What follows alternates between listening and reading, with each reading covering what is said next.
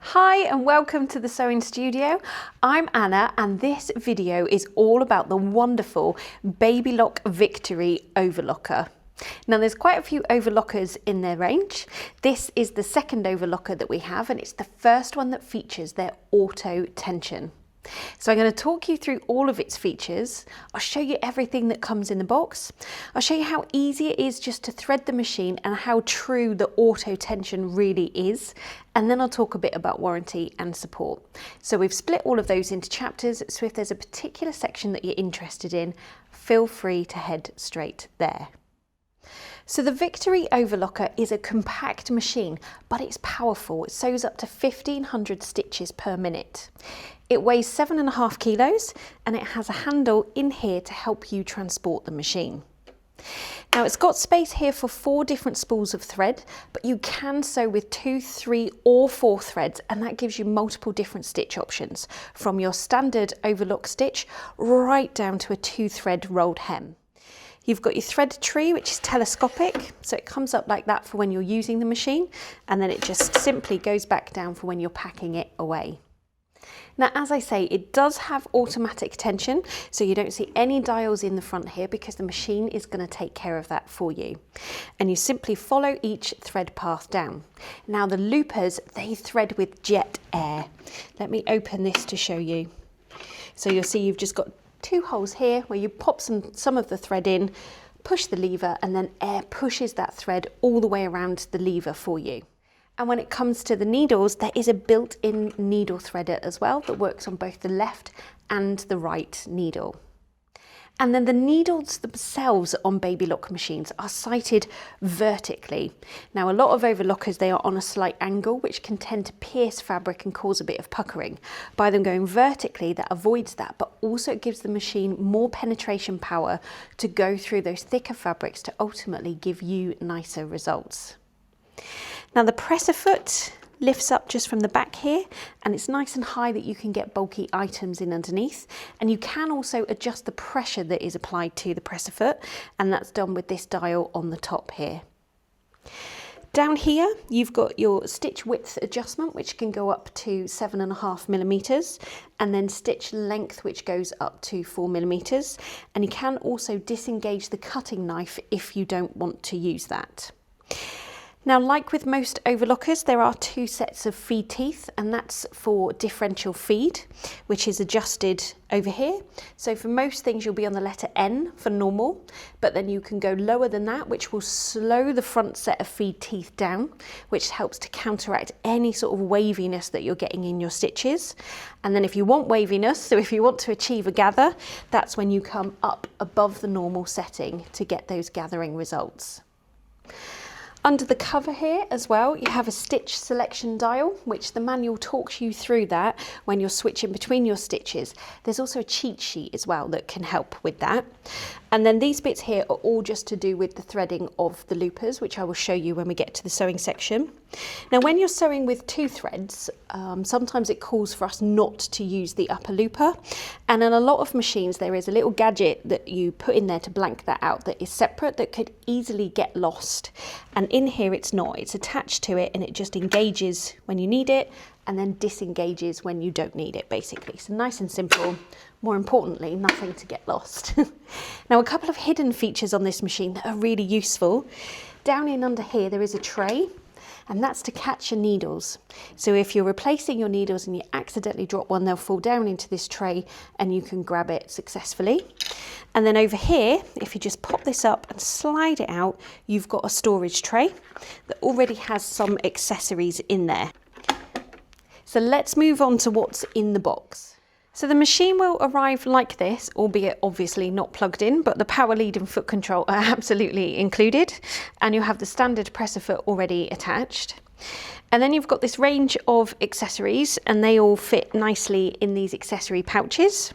You've got a soft cover and then you've got a full manual and then also a quick reference guide for when you're switching between the different stitches.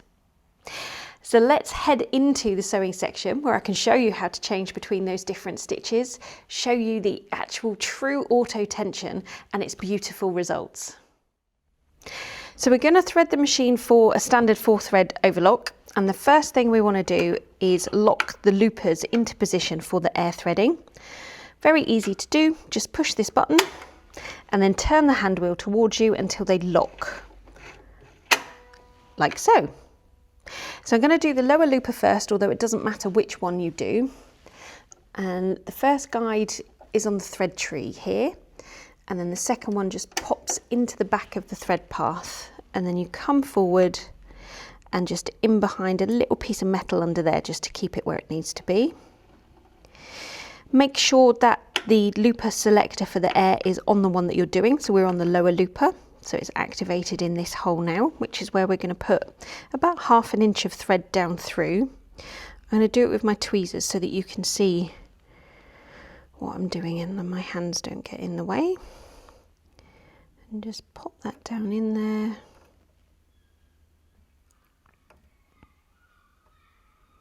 Okay, I'm just going to let that go. And then this is the lever for the air. So you just push that down, back up again, and then you can see it's just popped out at the end of the looper there. So next onto the upper looper. So I'm going to grab my thread that I've already put through the guide at the top. Again, one in the back there, come down this thread path, in behind the metal, and then this time I'm going to switch it over to the upper looper.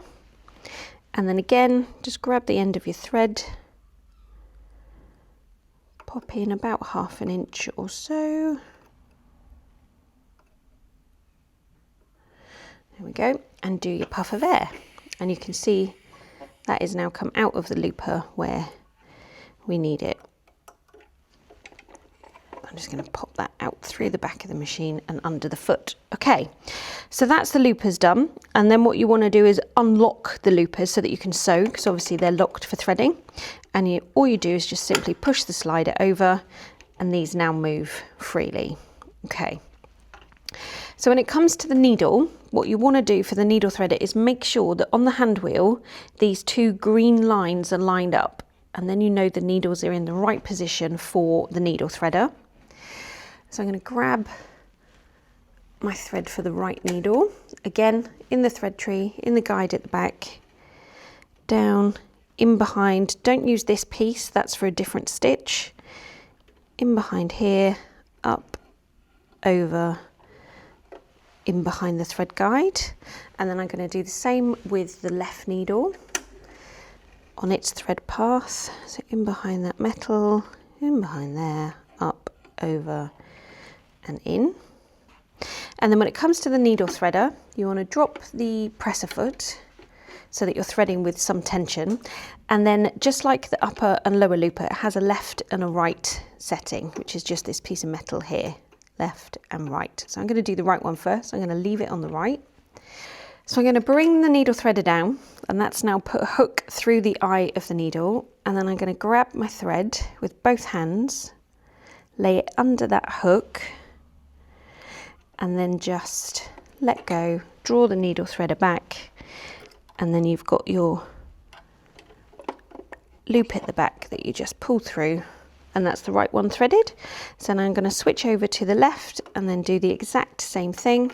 So bring the needle threader down, hold my thread, pop it in there and draw it back up. So I've trimmed the lower looper thread just to a couple of inches, and that can just stay there. And then we're ready to sew.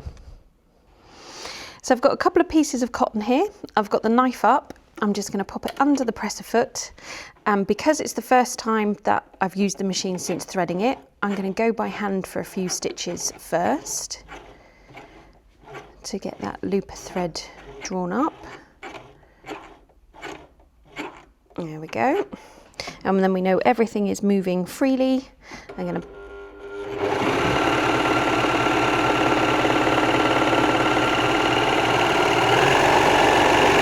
okay.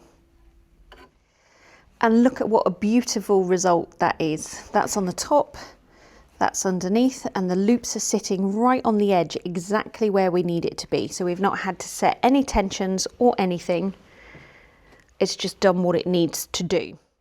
So let's truly test this automatic tension by sewing through some different types of fabric. So I've got some thin muslin here to start with. And then I'm going to switch to cotton.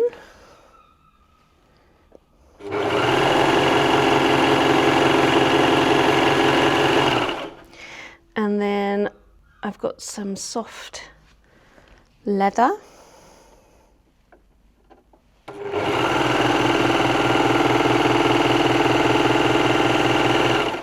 And then lastly, I've got some denim. So I've got 2 layers of 10-ounce denim.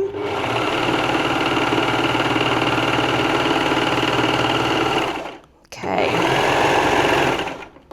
And then if I show you the results on each. So here's the muslin on the top and underneath, moving on to the cotton, top, under, moving on to the leather,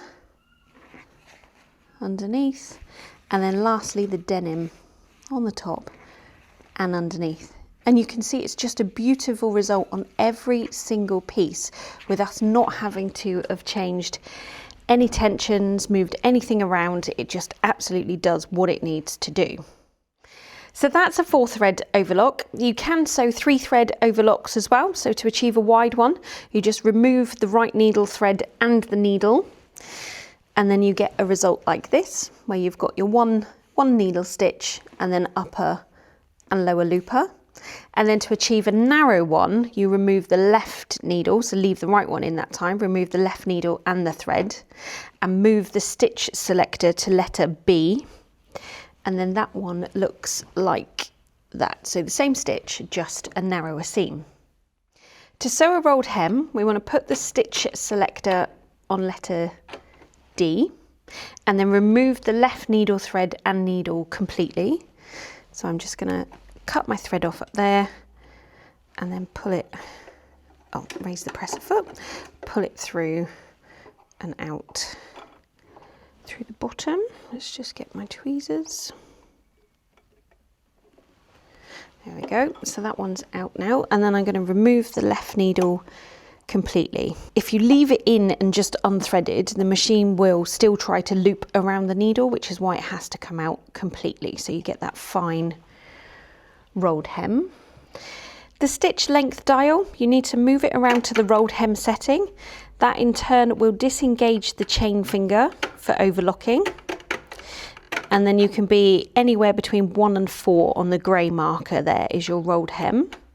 I'm going to go to, let's keep it on 3. And then the stitch width, you want to take it to 3.5, just there. Okay, let's pop the covers back up, and I'll grab some muslin.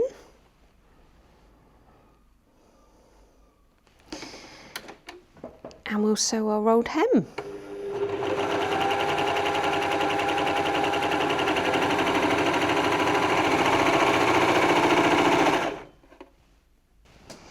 There you go. Now, as you can see, the settings that we had it on, we've got a slight gather on our rolled hem there, but that's okay. That's easily sorted by adjusting our differential feed here. So N is normal. So we're going to take it down to slow down those front teeth to, it's only slightly, isn't it? So let's go to 0.8, and then let's run through again. Just get that under the knife.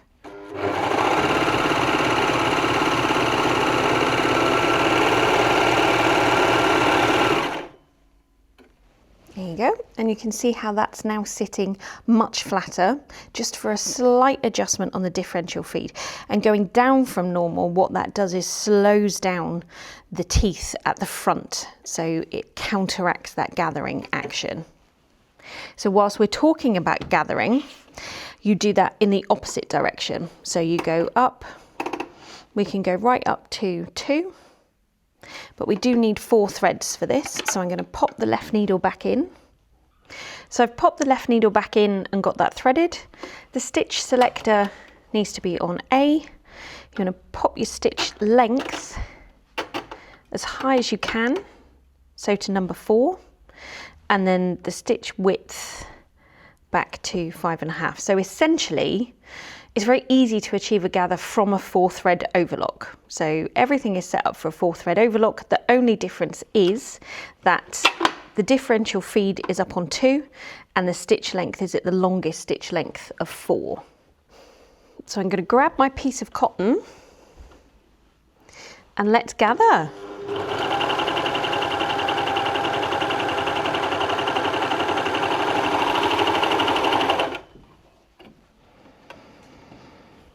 And look at that, a lovely even gather with not much effort at all.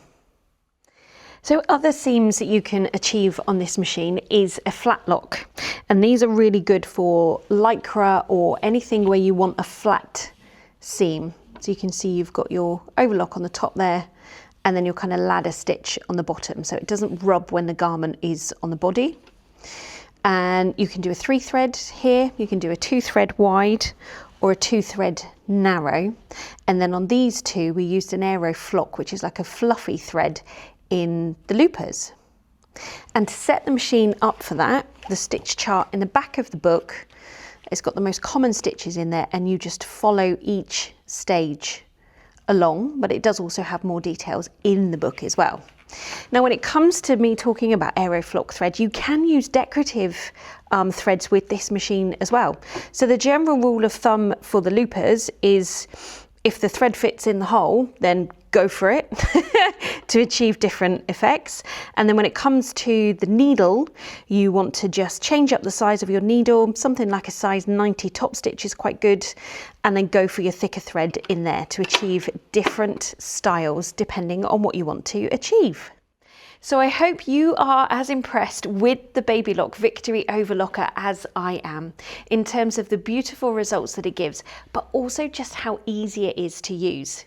It really does squash some of those fears around overlockers. Threading, easy, tension, even easier. Now it also comes with a 2-year warranty, and if you register that within 3 months of purchasing, that increases to 4 years. And when your machine arrives, there's a label on the outside of the box that tells you how to do that. And don't forget that we are here at the Sewing Studio as well to help you with your new machine. Now we produce these videos for you to be able to experience these machines at home to help you decide whether it's the right one for you. If you're still not sure, please get in touch with us. We have multiple ways that you can do that and we are here and wanting to help you. But if you've decided that this machine is the right one for you, then head on over to our website and grab yours now. Delivery is fast and it's also free. Thanks ever so much for watching and I hope to see you again soon.